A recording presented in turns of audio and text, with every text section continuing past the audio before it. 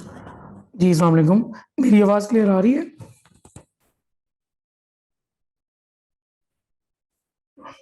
Yes, sir, it's clear. Sorry, मैं ना late हो गया था। इशू ये है, मेरा कंप्यूटर जो है ना वो बार बार क्रैश कर रहा है। आज इसको चेक करवाता हूँ। It's okay, sir, no problem.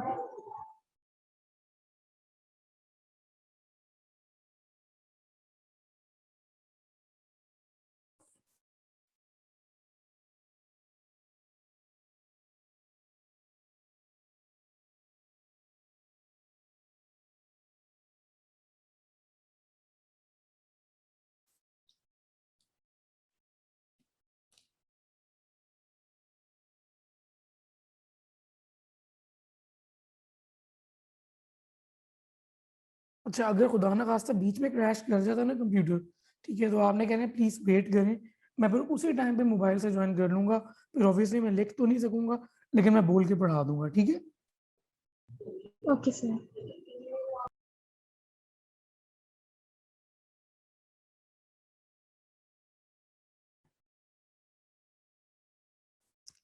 चलें जाएँ लाइव प्लीज़। और स्क्रीन शेयरिंग भी ऑन कर दीजिएगा मेरे लिए।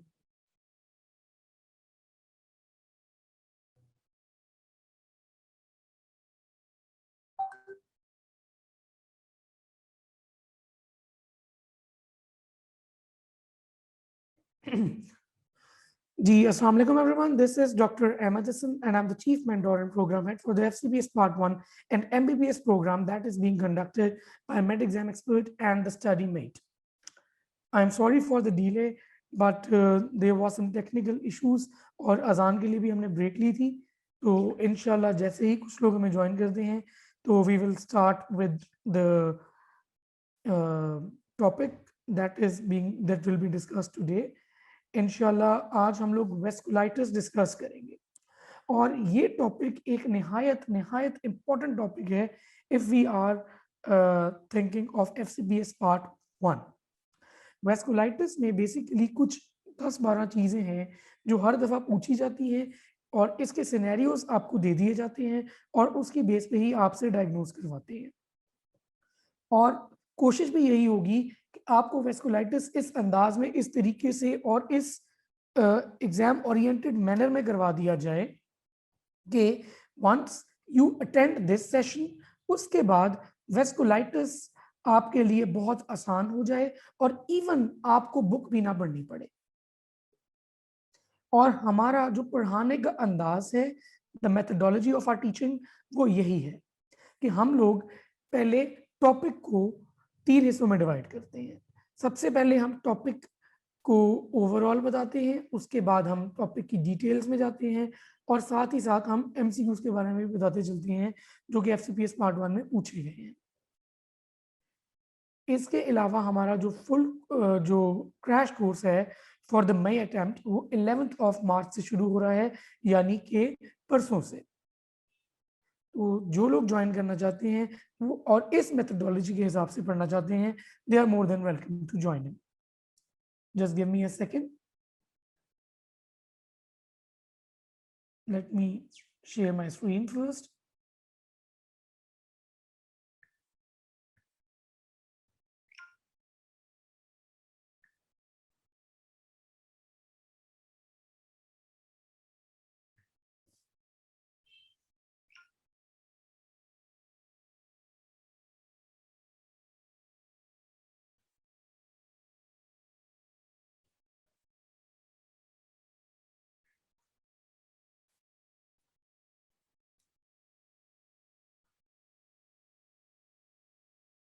Can you guys see the screen?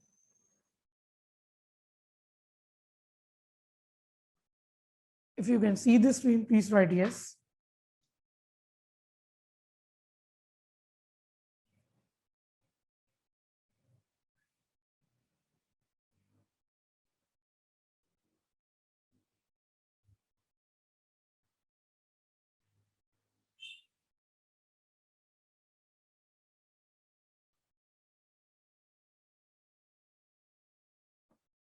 Okay जी, let us start. A vasculitis जो है, it is a very very very important topic. Vasculitis का मतलब क्या है?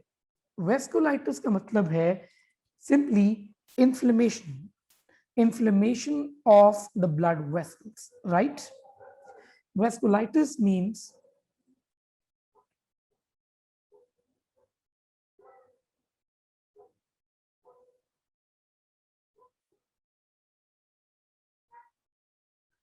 vasculitis. Vascu means vessels and itis means inflammation. तो इसका बेसिकली मतलब ही ये है कि इन्फ्लेमेशन ऑफ ब्लड वेसल्स। अब वेस्कुलाइटिस की अगर बात करें तो वेस्कुलाइटिस में आपको पता है कि वेसल्स जो है वो 3 तरह की होती है। It is further divided into vasculitis into 3 types. एक आ जाता है जी आपके पास लार्ज वेसल वेस्कुलाइटिस, एक आ जाता है आपके पास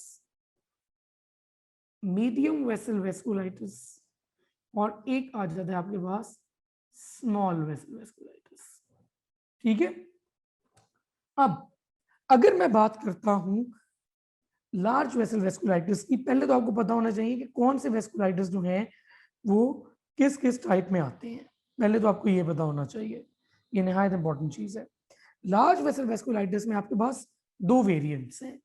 सबसे पहले आ जाता है आपके पास टेम्पोरल जॉइंट सेल आर्टेराइटिस और दूसरा आपके पास आ जाता है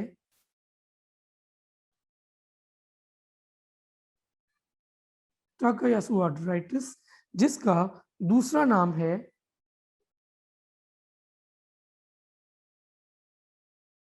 पल्सलेस डिजीज। ठीक है। जब मैं मीडियम वेसल वेस्कुलाइटिस की बात करता हूं तो इसमें 3 वेरिएंट्स हैं आपके पास। सबसे पहले आ जाता है आपके पास ओली आर्टेराइटिस, नडोजा। दूसरा आपके पास आ जाता है कावासाकी डिजीज और तीसरा आपके पास आ जाता है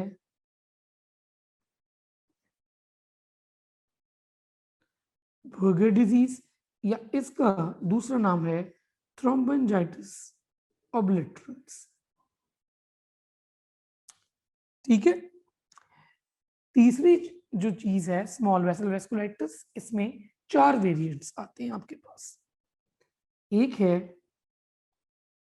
वैगनर्स ग्रेन्युलोमेटोसिस, दूसरा है माइक्रोस्कोपिक पोलीएंजियाइटिस, फिर आ जाता है चर्ग स्ट्रॉस सिंड्रोम और आखिरी आ जाता है हिनॉक श्नोनन परपरा। अब मैंने ये जो आपके सामने 4 तरीकों से बता दिया है कि अब बेसिकली 3 है आपके पास, large vessel vasculitis, medium vessel vasculitis and small vessel vasculitis. ठीक है। अब लार्ज वेसल वेस्कुलाइटिस में आपके पास 2 हैं, टेम्पोरल जॉइंट सेल आर्टराइटिस और टाकायासु आर्टराइटिस। मीडियम वेसल में पोलीआर्ट्राइटिस नोडोजा, कावासाकी, बर्गर 3 है और स्मॉल में 4 आ जाते हैं। लार्ज में 2, मीडियम में 3, स्मॉल में 4। ठीक है।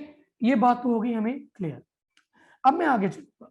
अब मैं बजाय के पहले मैं आपको एक एक की पूरी डिटेल बताने लग जाऊं, मैं आपसे कुछ चीजें शेयर करूंगा जो कि बार बार पूछी जाती हैं और इम्पॉर्टेंट भी हैं और आपके सिनेरियो पिकिंग में भी हेल्प करेंगी, और यही चीजें इसी अंदाज में पूछी जाती हैं।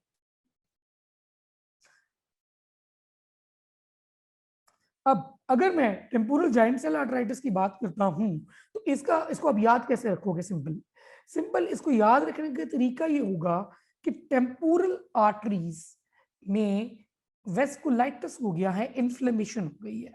ठीक है।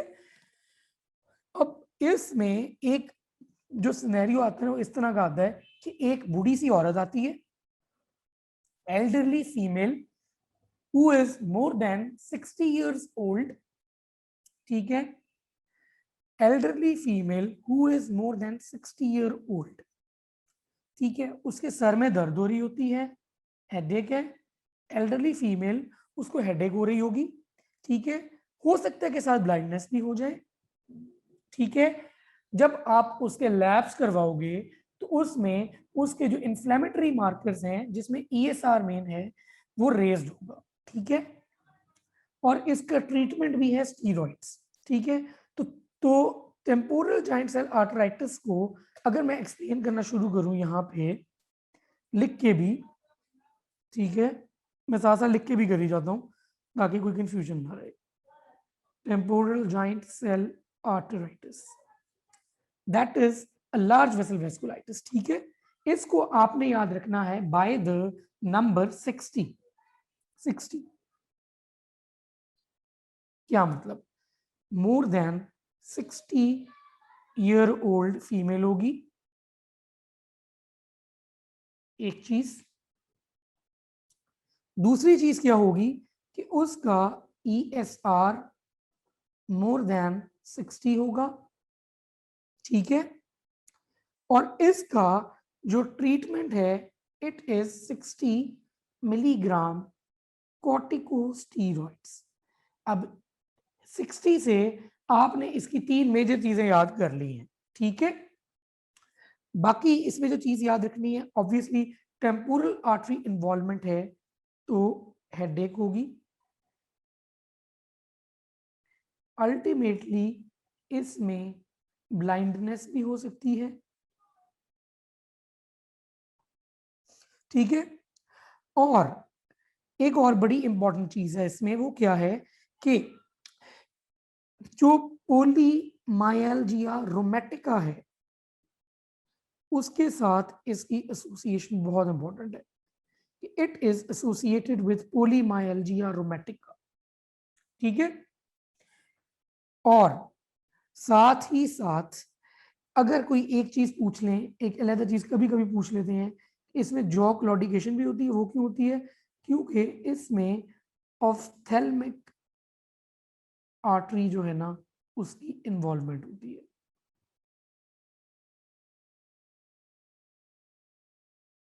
आखिरी चीज जो टेम्पोरल जॉइंट सेल आर्थराइटिस में पूछी जा सकती है वो क्या है कि इसकी डायग्नोसिस आप कैसे करते हो?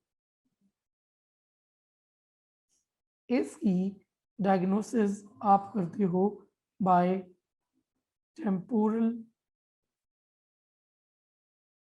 Artery biopsy. अब अच्छा, यहाँ पे इंपॉर्टेंट चीज पता है क्या है?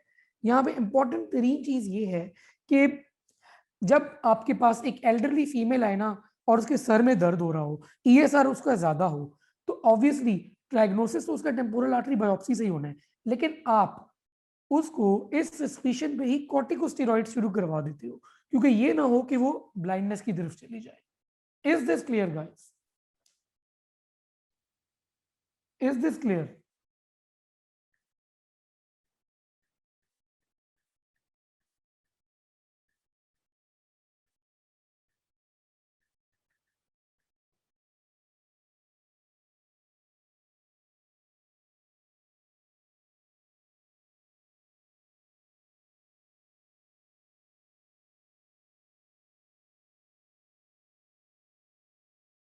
ठीक है, हाँ जी हाँ जी, ऑफ्थेल्मिक की वजह से ही है।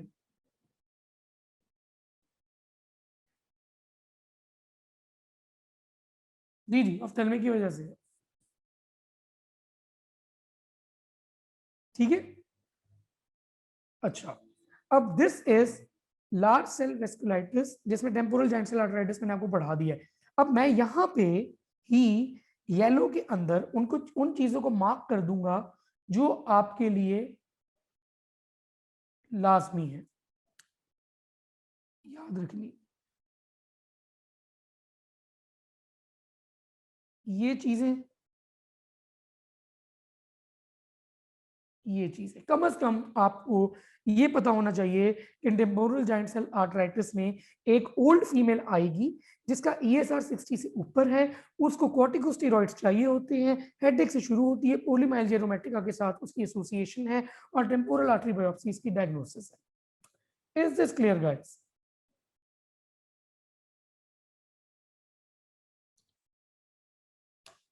अब मैं चलूंगा जो दूसरा हमारा लार्ज वेसल वेस्कुलाइटिस है, दैट इज टाकायासु आर्थराइटिस।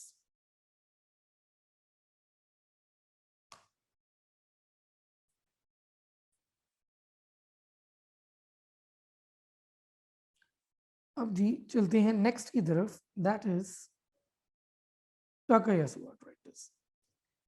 टाकायासु आर्थराइटिस को हम लोग एक और नाम मैंने अभी आपको बताया था, पल्स लेस डिजीज कहते हैं। अब इसका क्या मतलब है? इसका मतलब ये है कि पहले तो इसका सिनेरियो कैसे आएगा। सिनेरियो इसका इस अंदाज में आता है कि आपके पास एक एशियन फीमेल आती है, लेस देन 40 इयर्स होती है, ESR उसका भी हाई होता है, ठीक है। और जब आप ब्लड प्रेशर लेते हो ना, उसका ब्लड प्रेशर, तो अपर लिम्ब में ब्लड प्रेशर भी कम होता है और पल्स भी अक्सर कम होती है या फील ही नहीं होती।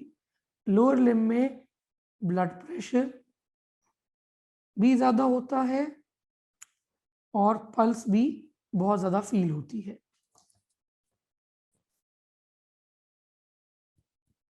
ठीक है। तो अगर इसकी रीजन क्या है, बेसिकली टाकायासु आर्थराइटिस में इन्फ्लेमेशन है लार्ज वेसल की, और इन्फ्लेमेशन इस अंदाज में है कि अगर मैं ये एक इन्फ्लेमेशन इस अंदाज में है कि एओर्टिक आर्च की नैरोइंग हो जाती है,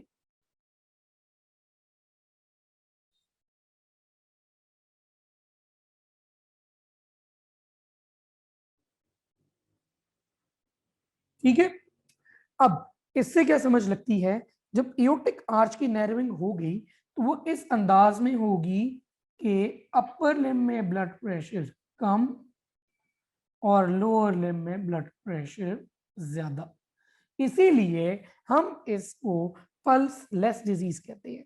अब इसमें सिनेरियो कैसे आएगा कि आपके पास एक 40 जो है ना,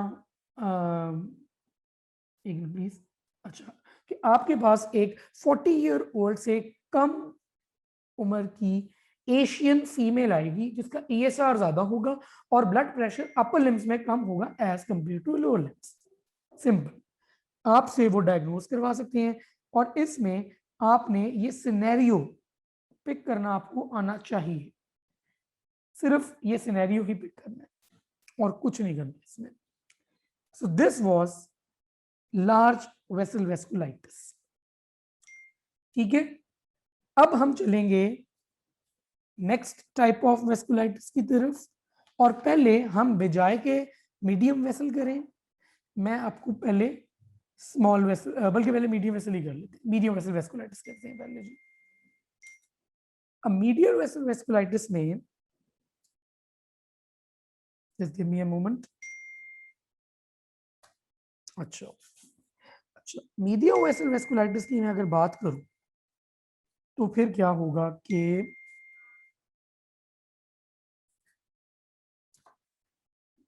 सबसे पहले आ जाता है आपके पास ओली आर्टराइटिस नडोजा। इसका दूसरा नाम है जी पैन वेस्कुलाइटिस। क्या कहते हैं जी? Pan vasculitis. अब इसमें आपने कुछ चीजें याद रखनी है जो क्विक आपके जहन में आनी चाहिए। सबसे पहली चीज आपको यह पता होना चाहिए, क्योंकि पोली आर्टराइटिस नोडोजा है, जगह जगह पे नोड्स बने हुए हैं। पोली आर्टराइटिस जगह जगह से आर्टरी जो है इन्फ्लेम्ड है और छोटे छोटे नोड्यूल्स बने हुए हैं, इसके नाम से ही पता चल रहा है। तो इसका मतलब है कि इसमें सेगमेंटल इस्कीमिक नेक्रोसिस होगी, नंबर 1। नंबर 2, इसमें नेक्रोसिस किस टाइप की होगी, ये भी बहुत इंपॉर्टेंट है। इसमें फिब्रिनॉइड नेक्रोसिस होगी,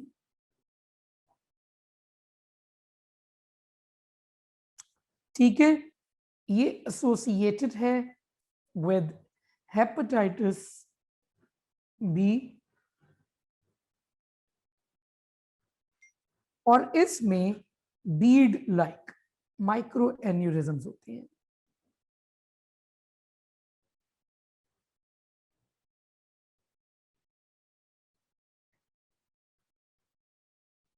ठीक है, यानी कि अगर ये आपकी एक ब्लड वेसल है, ठीक है, तो इसमें यहाँ पे एक एन्यूरिज्म बन गया, एक यहाँ पे एन्यूरिज्म बन गया, एक यहाँ पे एन्यूरिज्म बन गया, एक यहाँ पे एन्यूरिज्म बन गया, इसीलिए इसे कहते हैं पोली आर्टराइटिस नोडोजा। जगह जगह पे नोड्स बन गई, जगह जगह पे एन्यूरिज्म्स बन गए, बीड लाइक माइक्रो एन्यूरिज्म्स बन गए। ठीक है, इसमें आपके विसरस इन्वॉल्व होते हैं और रीनल इन्वॉल्वमेंट होती है। जब आपके विसरस इन्वॉल्व होंगे, जिसमें बेसिकली जीआई आ जाता है, तो एब्डोमिनल पेन होती है, और जब आपकी रीनल इन्वॉल्वमेंट होती है तो ऑब्वियसली आपकी हाइपरटेंशन होती है और हीमाचूरिया होती है। ठीक हो गया जी। यानी कि अगर आपसे कोई पूछे कि जी पोली आर्थराइटिस नोडोजा जो है, क्योंकि 90% ऑफ टाइम्स जो है ना वो खुद बता देते हैं कि हम पोली आर्थराइटिस नोडोजा की बात कर रहे हैं। ठीक है, वो पूछते हैं कि एक बंदे को पोली आर्थराइटिस नोडोजा है, अच्छा इसकी किसके साथ एसोसिएशन होती है? आपको मैंने बता दिया कि उसकी एसोसिएशन होती है विद हेप बी। वो ये पूछ लेते हैं कि पोली आर्थराइटिस नोडोजा के अंदर कौन सी नेक्रोसिस होती है, तो वो आप कह दोगे जी फिब्रिनॉइड नेक्रोसिस होती है। इसमें से यही दो चीजें बार बार पूछी गई हैं जो मैंने हाईलाइट कर दी है। Is this clear guys? क्या पोलीआर्थराइटिस नोडोजा आपको क्लियर है? अगर कोई क्वेश्चन है तो आप पूछ लें, वरना मैं फिर आगे नेक्स्ट स्मॉल जो मीडियम वेसल वेस्कुलाइटिस है उस पर चलूंगा।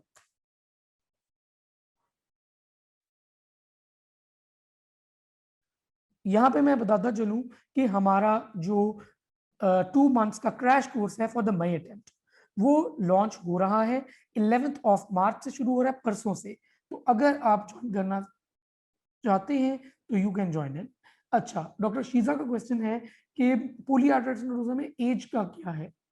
एज की कोई ऐसे स्पेसिफिक इस तरह अगर मैं कहूँ ना कि सिनेरियो वाइज अगर वो पूछें तो कोई ऐसी स्पेसिफिक बंदिश नहीं है। ठीक है, किसी भी एज में हो सकता है, लेकिन ज्यादातर मिडिल एज लोगों में होता है। ठीक है, अब मैं चलूंगा जी नेक्स्ट जो है ना आपका मीडियम वेसल वेस्कुलाइटिस। ठीक है, उसकी तरफ। नेक्स्ट मीडियम वेसल वेस्कुलाइटिस है आपका कावासाकी डिजीज। अच्छा, अब कावासाकी डिजीज को देखिए, अगर वैसे मैं कि निमोनिक बता दूं तो आपको याद हो जाएगा, ठीक है, लेकिन अगर मैं हूंगा ना तो मैंने इसको हमेशा से ऐसे याद रखा कि आपके पास एक 4 साल से छोटी उम्र का जापानीज बच्चा आता है, ठीक है, जो मोटरसाइकिल कावासाकी चलाने लगा है। अब जब वो कावासाकी चलाने लगा है तो उसकी वजह से उसकी जो है ना आंखें एक्साइटमेंट की वजह से लाल हो गई हैं, गला उसका सूज गया है, और उसकी दिल की धड़कन बहुत ज्यादा तेज हो गई है। ठीक है, उसको बुखार चढ़ गया है, और साथ ही साथ वो जो बच्चा है, क्योंकि मोटरसाइकिल पे आपके पाम्स और सोल्स यूज होनी है, उसके वो लाल हो गई है, वहां पे रैश आ गई है। ठीक है, तो यानी कि इसका अब स्पेसिफिक सिनेरियो क्या होगा अगर मैं इसको एक ज्यादा अप्रोप्रिएट अंदाज में बयान करूं? 4 साल से छोटा बच्चा जिसकी आंखों में कंजक्टिवाइटिस होगा, ठीक है, नीचे सर्वाइकल लिफ्ट एडिनोपैथी होगी, उससे नीचे आएंगे तो हार्ट उसका तेज धड़क रहा होगा, यानी कि टैकीकार्डिया होगा, साथ उसको फीवर हो रहा होगा। ठीक है, और आगे चलते हैं तो उसकी सोल्स पे और पाम्स पे, सोल्स पे और पाम्स पे रैश होगी। तो ये एक स्पेसिफिक जो है ना सिनेरियो आता है इसका, जो मैं अब आपको लिख के भी बता दूंगा। यानी कि less than 4-year-old Asian with conjunctivitis, cervical lymphadenopathy, tachycardia, fever, rash on palms and soles. अच्छा, एक और बहुत इंपॉर्टेंट चीज जो यहाँ पे आपने याद रखनी है, ठीक है, वो ये है कि इसमें स्ट्रॉबेरी टंग भी होती है, कि जब वो एक्साइटेड होके मोटरसाइकिल चलाता है तो वो अपनी जुबान भी बाहर निकाल लेता है, ठीक है। तो strawberry tongue is an other feature, important है ये, मैं ज़हन से निकल गया था बताना, ठीक है। तो इसको याद करने का तरीका ही ये है, कावासाकी डिजीज के बारे में ये सिनेरियो एज इट इज आता है। अगर आपको डायग्नोज करना आता हो इस अंदाज में, जिस अंदाज में मैंने आपको एक स्टोरी सुनाई है और ये स्टोरी आपको याद रह जाती है, बैक ऑफ द माइंड रह जाती है, देन आई एम 100% श्योर कि आपका ये डायग्नोसिस कभी मिस नहीं होगा, ठीक है। वो आपसे डायग्नोसिस करवाते हैं पहले, उसके बाद पूछ लेते हैं कि इस बच्चे को क्या है, तो आप कावासाकी डिजीज कह दोगे। अब दो चीजें जो इसमें पूछते हैं, ये तो सिनेरियो आ जाता है ना, और ये पूछते हैं सिनेरियो, ठीक है, इसलिए मैंने इसको येलो में कर दिया।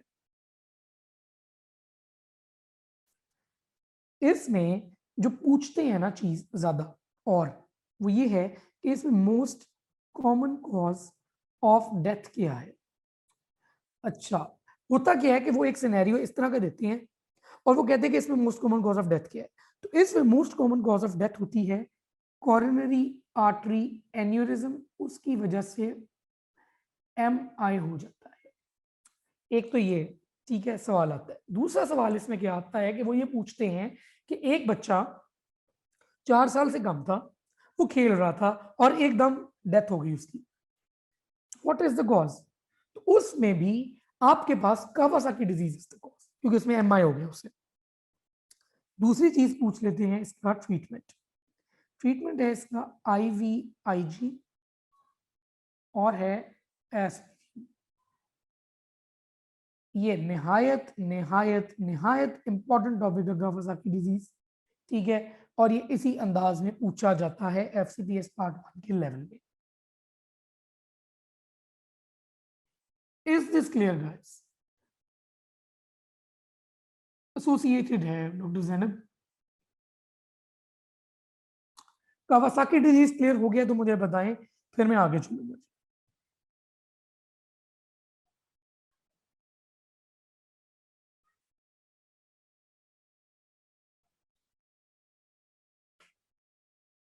Clear guys? अब मैं आगे चलता हूं जी। तीसरा टॉपिक जो आपका मीडियम वेसल वेस्कुलाइटिस में आता है, दैट इज बर्गर्स डिजीज।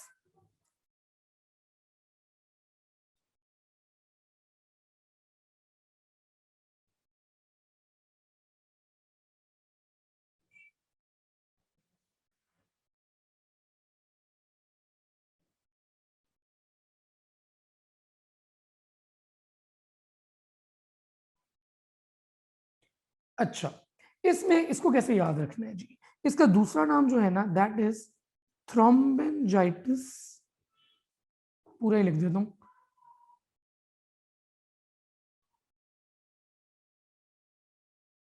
ऑब्लिटरेंस। अब इसमें क्या याद रखना है आपने कि आपके पास एक लड़का आएगा, mostly less than 40 year old, ठीक है, उसकी फिंगर्स और टोज, ठीक है, फिंगर्स और टोज वो बेसिकली उसके जो है ना वो गिर रहे होंगे, ऑटो एम्पुटेशन हो रही होगी, गैंग्रीन हो रही होती है ना।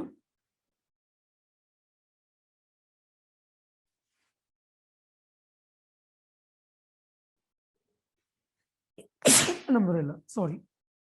अच्छा, ऑटो एम्पुटेशन हो रही होगी फिंगर्स और टोज की, ठीक है, और अब फिंगर्स के क्यों हो रही होगी? क्योंकि यहाँ पे रेडियल आर्टरी डैमेज हो रही होगी, और टोज की क्यों हो रही होगी? क्योंकि यहाँ पे टिबियल आर्टरी डैमेज हो रही होगी। ठीक है, अब एक और चीज यहाँ पे याद रखना है कि वो बंदा स्मोकर भी होगा। इसका सिनेरियो कैसे आएगा कि 40 साल से कम उम्र का एक मेल आएगा आपके पास, जो कि स्मोकर होगा, ठीक है, और उसकी उंगलियां और उसकी जो टोज हैं वो गिर रही होंगे। ठीक है, अब इसको याद रखने का अंदाज क्या है जो मैंने किया हुआ है हमेशा, कि क्योंकि मैंने इसका दूसरा नाम याद किया हुआ, थ्रोम्बा थ्रोम्बेंजाइटिस ओब्लिटरेंस, ये टी और ओ है ना, तो इसको आप याद रखें टोबैको। ठीक है, तो इसमें स्मोकर यही पूछते हैं, ज्यादा सिनेरियो आ जाता है, पूछते हैं कि वो क्या करता होगा या इसकी एसोसिएशन किससे है। तो बर्गर्स डिजीज या थ्रोम्बेंजाइटिस ओब्लिटरेंस की एसोसिएशन है स्मोकिंग से। Clear guys?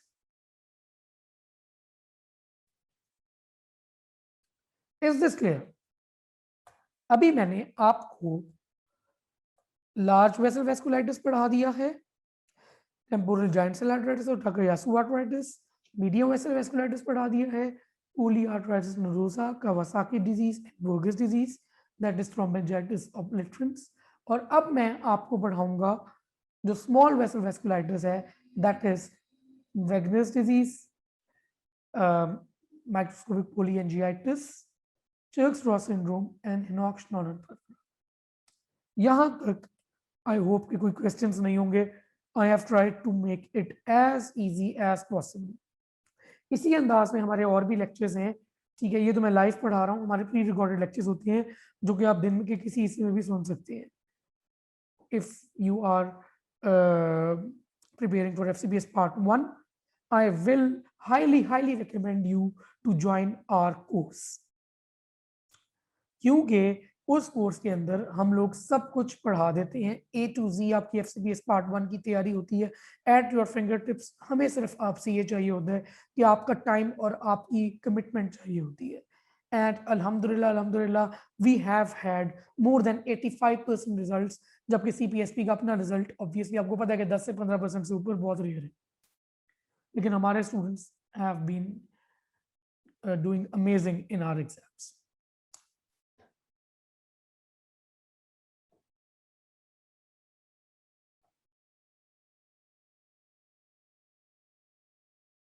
अच्छा जी, अब मैं आगे चलता हूँ। Let me move forward and teach you guys about the small vessel vasculitis.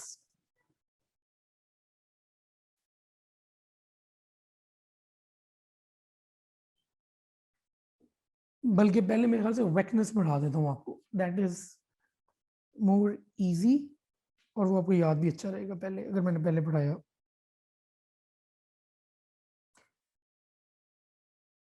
वेगनर्स वेगनस ग्रेन्युलोमेटोसिस, इसको याद पता है कैसे रखना है? ये जी है ना, इसको आप समझे कि ये सी है, इट इज सी, वेगनस ग्रेन्युलोमेटोसिस। ठीक है, याद कैसे रखेंगे इसे जी? अगर ये एक येलो नहीं यूज करूंगा तो आप कंफ्यूज हो जाएंगे।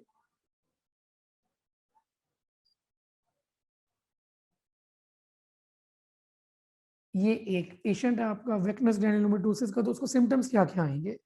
आपने इसके ऊपर इस सी को इनकॉर्पोरेट करना है। ये जी, ये सी आ गया। अब इससे आपको कैसे याद रहेगा जी?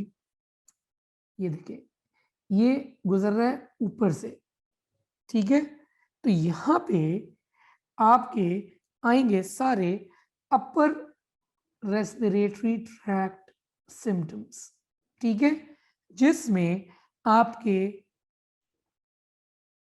साइनसाइटिस, ओटाइटिस मीडिया,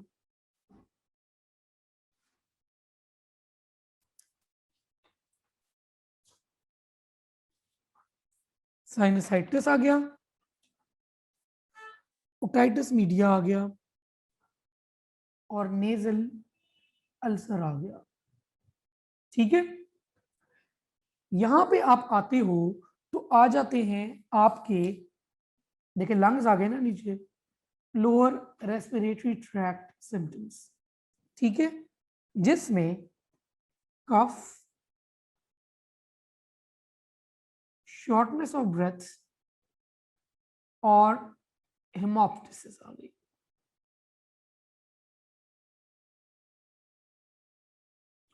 और नीचे आते हो तो यहाँ पे आपके किडनीज हैं दोनों, राइट, तो किडनी से रिलेटेड सिम्टम्स आएंगे आपके, रीनल,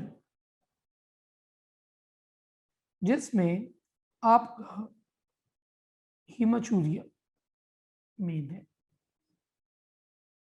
ठीक है। यानी कि आपके पास एक पेशेंट आएगा जिसके नाक में अल्सर है, उसके फेफड़ों से भी खून आ रहा है और गुर्दों से भी खून आ रहा है, ठीक है।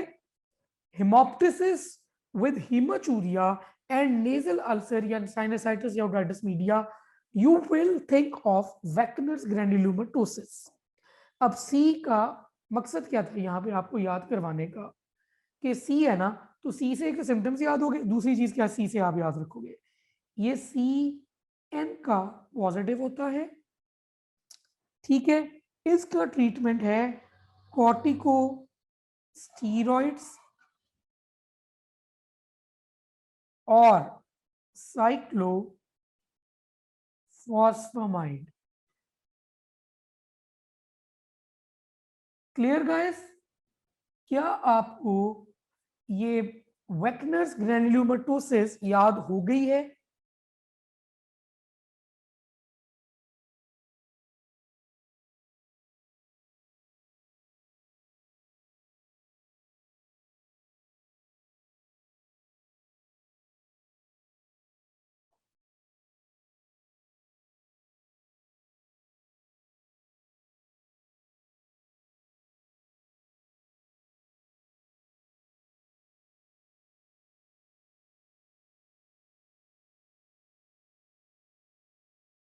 सी एन का positive, corticosteroids and cyclophosphamide. Clear doctor शिजा?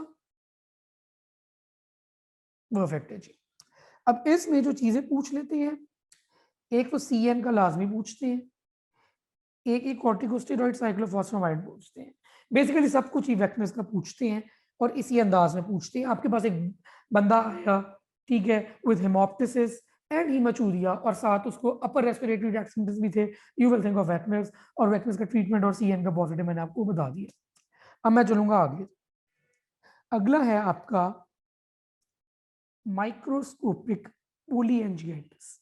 अच्छा, इसका ना मैंने जो एक निमोनिक बनाया हुआ है हमेशा से, ऐसे याद किया हुआ है, ठीक है, पता नहीं आपको शायद याद रहे कि ना रहे, मुझे तो ऐसे ही याद है हमेशा से।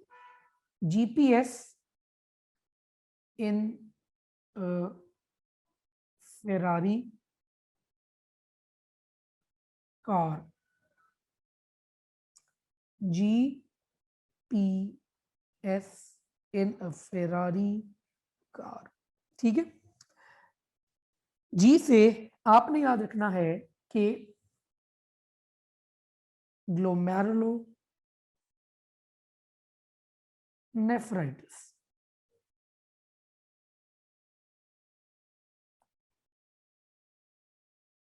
ई से आपने याद रखना है फेफड़े,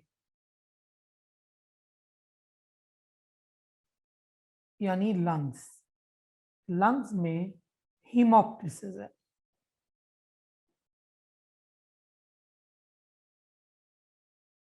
ठीक है। एस से आपने याद रखना है स्किन, स्किन में पैल्पेबल पर्पराएं, ठीक है। इन अ फेरारी कार, एफ से याद रखना है, इसमें फिब्रिनॉइड नेक्रोसिस होती है और ट्रीटमेंट इसका भी वही है, ठीक है, साइक्लोफॉस्फामाइड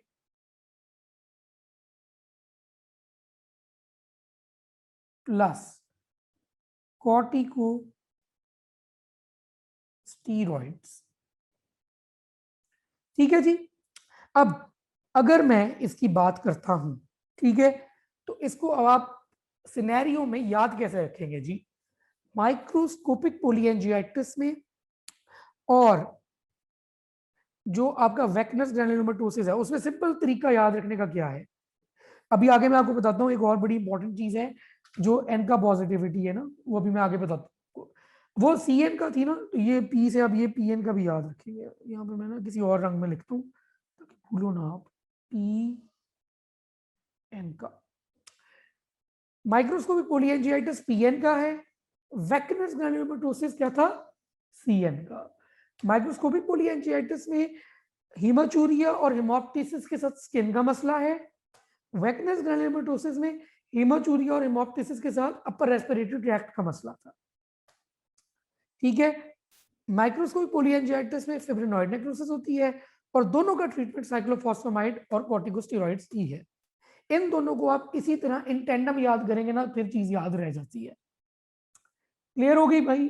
ये बातें आपको क्लियर हो गई है सबको?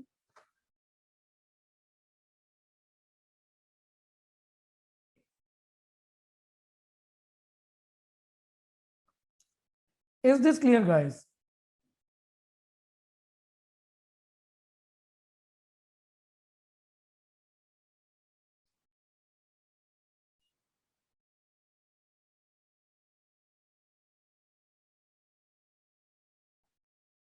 क्लियर? अगर क्लियर हो गया तो यस लिखे, फिर मैं आगे चलूंगा जी।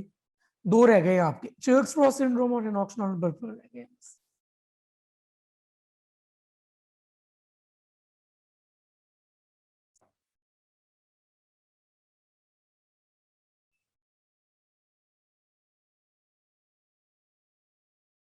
ठीक है जी, अब आगे चलते हैं।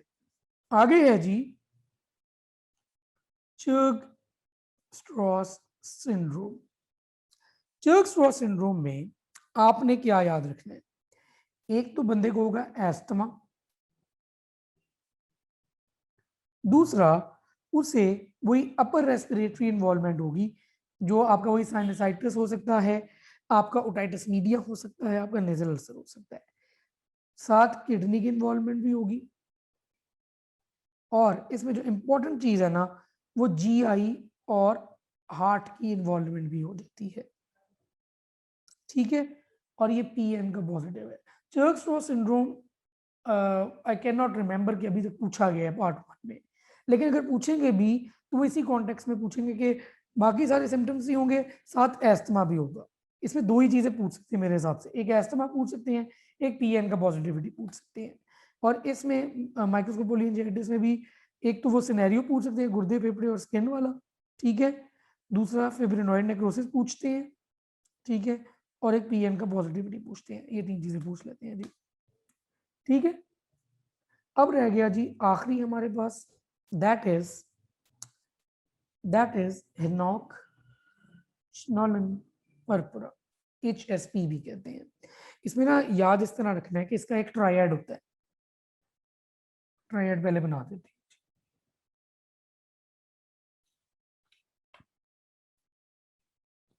आर्थ्रेल्जियाज,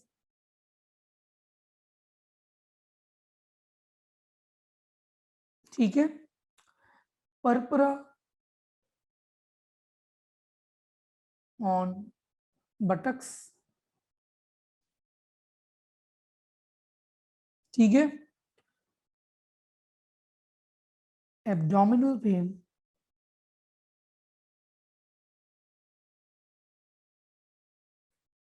एंड मेलिना। ये है जी इसका ट्रायड ऑफ HSP। अब HSP, जैसे मैंने अभी आपको बताया ना कि पीछे हमने अभी वेस्कुलाइटिस एक पढ़ा है जो बर्गस, ठीक है, एक और भी है इसमें बर्गस डिजीज होती है, वो that is different, burger disease, ठीक है, बल्कि बर्जर होता है BER, ठीक है, स्पेलिंग के फर्क है, ठीक है। इसमें क्या होता है कि इसमें IgA की डेपोजिशन हो जाती है, ठीक है, और IgA नेफ्राइटिस हो जाता है। एक ये चीज भी आपने याद रखनी है HSP के साथ एसोसिएटेड। यानी कि इसका सिनेरियो किस तरीके से आएगा कि आपके पास एक बच्चा आएगा जिसकी जॉइंट्स में दर्द हो रहा होगा, बटक्स पे भरभरा होंगे और पेट में दर्द हो रहा होगा, और जब वो स्टूल पास करेगा that will be dark tarry stool. ये है Henoch Schonlein purpura. Is this clear guys? अब अगर मैं ये बताना चाहूँ आपको यहाँ पे कि क्या चीजें पूछी जाती हैं बार बार, तो मैं आपको मेन स्लाइड से ही खोल के बता दूंगा। अब मैं इस सब को इकट्ठा कर रहा हूं और इजी करके आपको बताने लगा। यहां तक क्लियर है ना गाइस?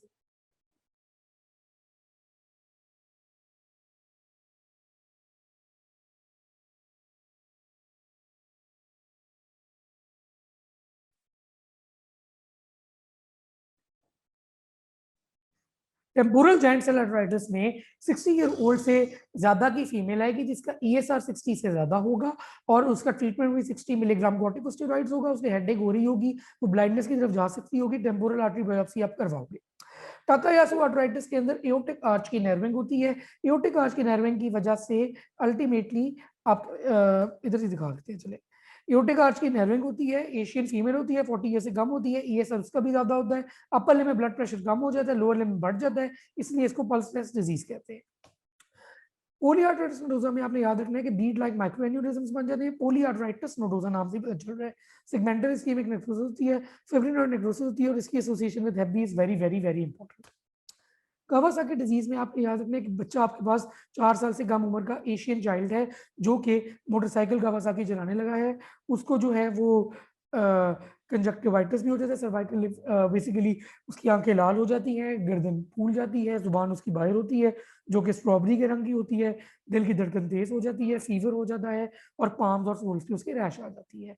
तो this is the scenario of Kawasaki disease. ठीक है, इसका most common cause of death इसमें कॉर्नरी आर्टरी एन्यूरिज्म की वजह से MI है और ट्रीटमेंट इसका IVIG और एस्पिरिन है।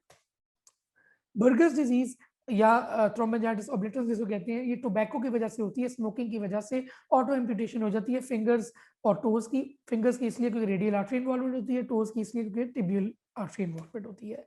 वेगनस ग्रेन्युलोमाटोसिस को अपने सी के अल्फाबेट से याद रखना है। सी बनाएंगे जब आप एक हैंगमैन पे, तो आप देख सकते हैं कि उसमें अपर रेस्पिरेटरी ट्रैक्ट सिम्टम्स आएंगे, लोअर रेस्पिरेटरी ट्रैक्ट सिम्टम्स आएंगे और साथ ही साथ रीनल इश्यूज आएंगे। यानी कि अगर हेमोप्टिसिस और हीमाचूरिया और साथ अपर रेस्पिरेटरी ट्रैक्ट सिम्टम्स हैं तो you will think of Wegener's granulomatosis, और उसमें भी CN का पॉजिटिव होगा और कॉर्टिकोस्टेरॉइड और साइक्लोफॉस्फेमाइड इसका ट्रीटमेंट है।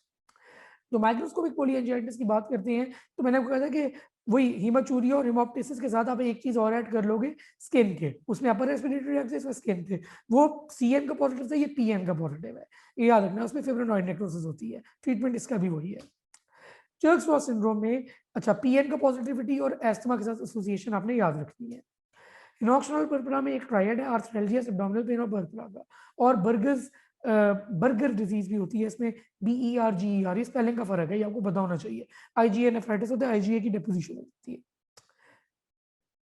So this was all you guys needed to know about the vasculitis. I hope कि ये सेशन आपके लिए बहुत बहुत हेल्पफुल होगा।